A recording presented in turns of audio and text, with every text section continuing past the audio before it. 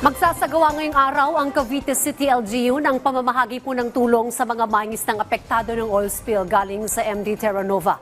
Si Vel Custodio sa detalye live. Vel?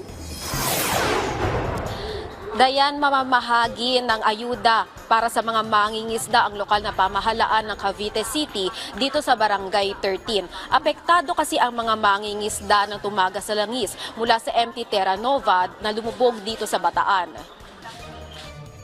Umaaray ang mga mangingisda sa Cavite City dahil sa pagtagas ng langis mula sa lumubog na motor tanker sa Limay. Ang huli kasi nilang 2 timbang na nasa 6 na kilo ay naging 2 kilo na lang. Bisa po nagkaroon po ng oil spill, hindi na po nabibiling iba. Yung iba po nabibili, kaya lang mura po. Baksak presyo po. Lugi pa po sa gastos, sa pagod. Kaya si Norman hindi na pumalaot para hindi na mas lalong lumubog sa pagkakalugi. Minsan po may extra na lang po sa contraction. Kasi po may pamilya din po, mga gutom, nag-aaral po mga bata. Yun ang po hindi namin po alam kung kailan po ang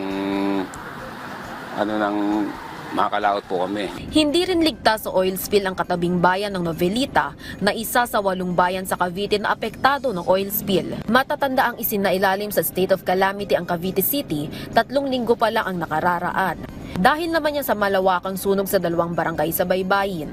Sinundan pa ito ng hagupit ng bagyong Karina. Bilang pagtugon sa kalamidad, magbibigay ng ayuda ang city government.